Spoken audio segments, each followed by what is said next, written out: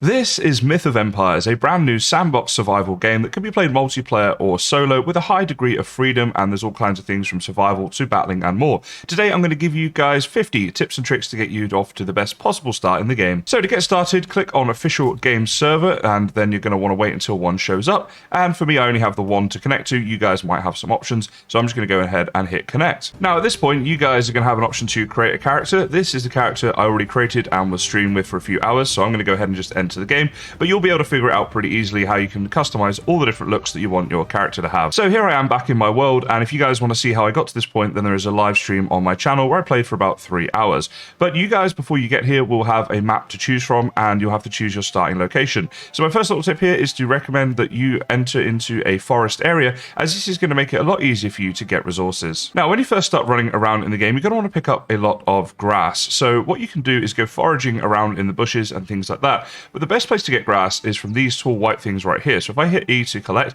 and you do have to wait, by the way, when you're trying to collect stuff. If I'm running along and I hit E and I keep running, I won't actually collect the stuff. So if you see here, when I press E, if I look on the right hand side of my screen, it says that I added there some low quality flax, then I've added 3 times the grass, and I'm going to keep foraging around in these areas, collecting more and more grass and early game resources. So basically you just want to go around picking up a whole bunch of stuff when you get started, but one of the main things is picking up a lot of grass. You're going to need a ton of this stuff, so just keep picking up any of the grass that you see. Now the default button to get up your inventory is to press I, and it'll bring up this screen right here, but you'll have a lot less options when you first start in the game to what I have here. But I do want to talk through some interesting things about this. So first thing to say is whether you want the key binding to be I or not. Because you're playing with a mouse and a keyboard, you might find it easier to change the key binding like I did to Q. So if you want to do that, you can go ahead, press escape, go into the settings area, and then go to your key bindings and find it. So let's show you where that is. So here you go. Under panel, you can see open inventory panel is set to Q right now. Basically before it was swim down, so now my swim down I just set to I might look to change that later. I'm just letting you guys know you can change the key bindings if you want. When in your inventory panel, you have a number of things along the top here. So let's start with this one here, which is our inventory. So down here is all the stuff in my inventory right now. Up here is all the stuff I'm currently able to craft, and you can see if it's grayed out, it means I'm missing materials, and it does tell you what you're missing. So there I have 1 out of 2 rubble, whereas this one here I could make. If I right click, I can either craft 1 or I can hit more and choose any number that I want to make. So now if I go ahead and say I want to make one of these and hit confirm, you'll see that in my crafting panel here we get a countdown timer, and for the straw rope it's just a few seconds. For other things it can be longer. Now you can actually move this crafting panel around as well by left clicking it and putting it wherever you want it to be. So if I go ahead and hover over the rope, I can also hit A to start crafting one of those, and I can hit A several times if I want to make a few of them. So I hit A like 4 or 5 times there, and as you can see we're now making loads of straw rope. Now we can be running around and doing other things, and this will craft in the background, so you can be more efficient with your time that way and save time to get more resources faster. So a couple items you're going to want to make pretty early on in the game are the stone axe and also the stone hammer. So we've talked about how we can get the grass, and once you've got grass you can craft up the straw rope. If you're missing any crafting recipes, you can go to the crafting recipes tab and you can unlock them. So these ones that are ticked I've unlocked. If I were to click here, all I have to do then is hit confirm, and I'll unlock these new recipes. So if there's anything you're unsure of, come here and check out all these different tabs as well, and they're all names so you know which one you're looking for. So if I need a weapon, I know it's going to be here, for example. This on the floor here is rubble, so you can see I can press E and hover over it and start collecting some rubble. At the start of the game, this is going to be your only way to make rubble, but as soon as you have a stone hammer, I can show you a better way to get the rubble a bit faster. So here is the stone hammer. You can see there you need 2 of the straw rope. You also need 2 branches and 2 rubble. Branches, early game, the way you're going to find these is by picking them up off the floor. This is what they look like here, and you will see a lot of them around. Here's another one here, and you just have to keep sort of foraging around for them, but you will find a lot of them as you run around. If you're enjoying this video and would like to see more Myth of Empires content, please do consider subscribing, as it's a great gauge of its popularity, and the more popular it is, the more likely I am to make a lot more of these videos. So once you've got a stone hammer made like I have, basically the stone hammer will be in your inventory, let's say here, so you've made that up. So all you can do then is drag it down to your hotbar, so that's now in at position 5, and if I press 5, I'm now going to equip my stone hammer. I can then walk up to different rocks like this one here and just hit away at them. Now at first you might not think you're doing much, but keep an eye on the right hand side and you'll see I am currently collecting sand and also rubble. So this is a way of getting more materials and more rubble and that sort of thing a lot faster. Similarly, you also want to be making up the stone axe pretty often, and you see again it's just straw, branch and rubble to make that. So once we have that, I've got that in my hotbar at number 4, so I can press 4 to equip that, and I can go ahead and chop down some trees. Again, it might not always look like you're doing something, but on the right hand side I'm picking up here bark and also branches and getting a lot of them, so it's much quicker to do this then they go around foraging off the floor. Eventually, once you chop the tree down fully, there we go, it's like this animation, it slowly falls down, and it will eventually just disappear along with the stump. So you're not left with any sort of stuff in the way once it is destroyed. Another big part of this game is skills. You open up the same tab right here, and we go to talent and skill.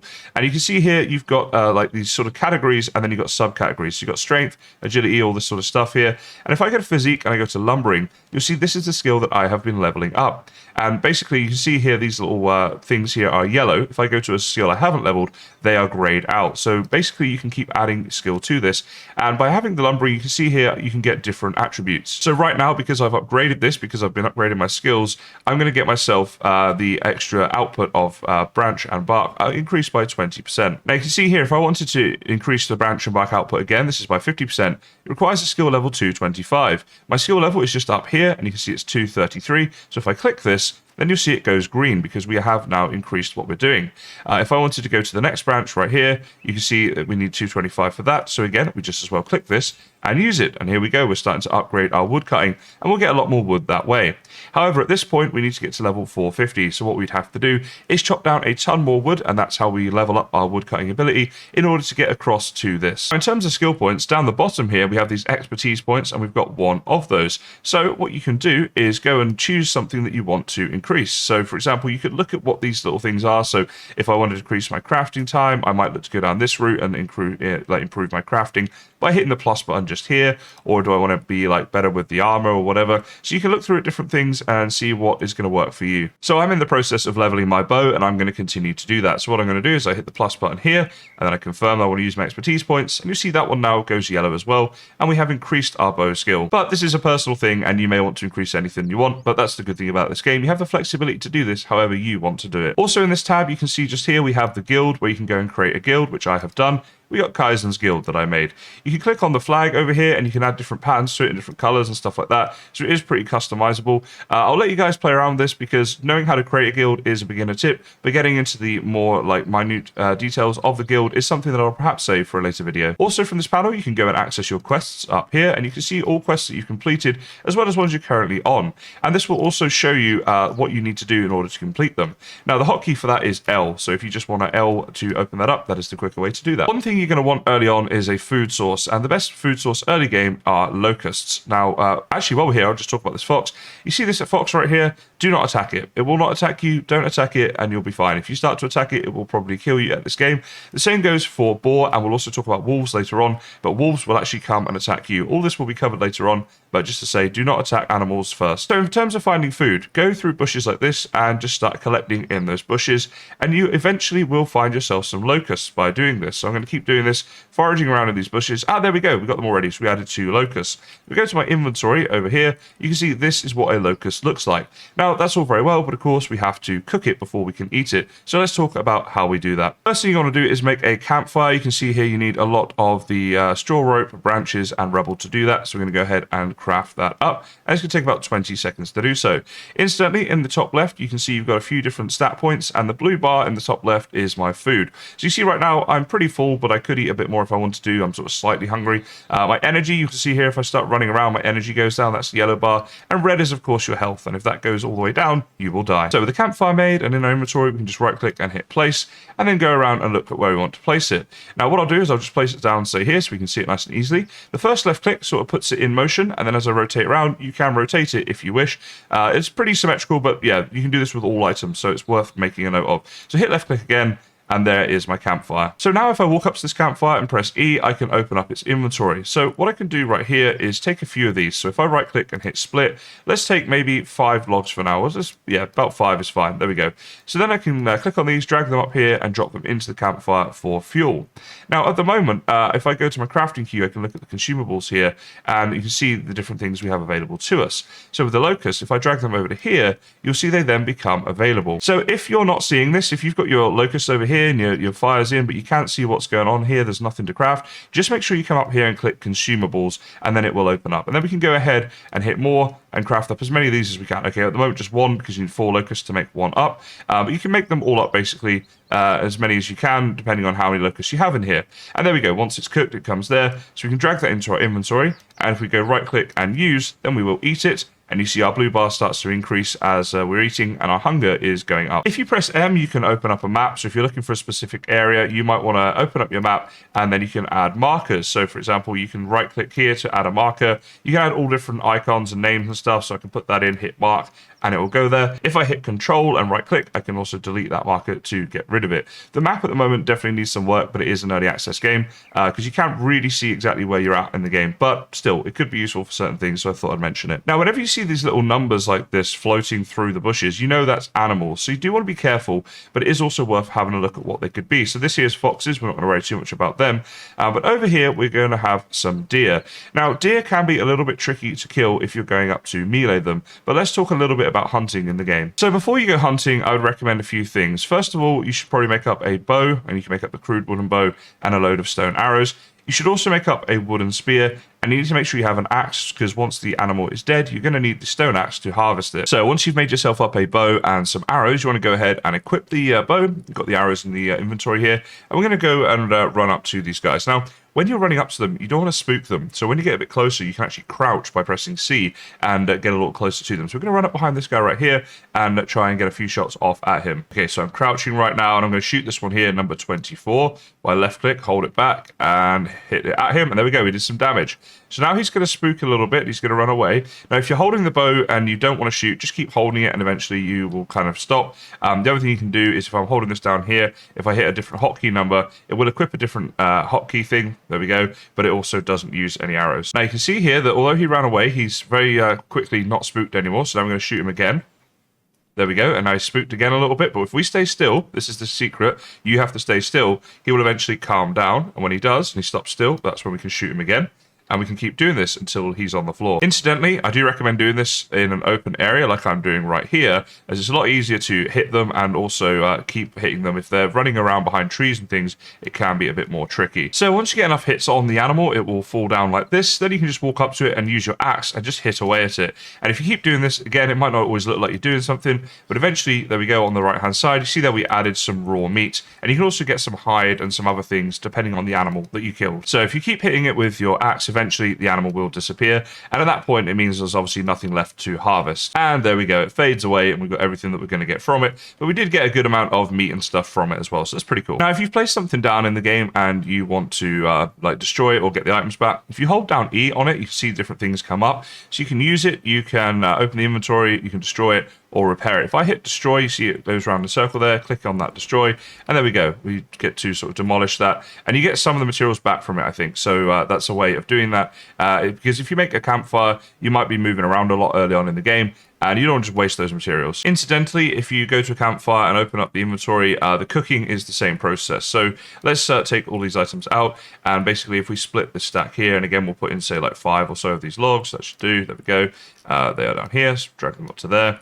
We can then put in the raw meat into here, and you can see we've got the grilled meat now that we can actually make up. So let's make up as many of those as we can, and that'll be a better food source. You can see here, there we go, this grilled meat that we have that I've made up in the past. It's worth mentioning that you also get the, you can get putrid meat. You see here, raw meat will spoil after a while and can be used as a poison. So if you're not eating the food often enough, then it will unfortunately spoil. So worth maybe keeping a good amount of raw meat on you at a time, and only cooking up the grilled meat when you actually need it in order not to be wasteful. When you open up a chest, you can hold down Alt and right click to transfer all of the item that you're looking at into that chest. This over here is a boar, and when it comes to boar, I suggest that early game you just ignore them.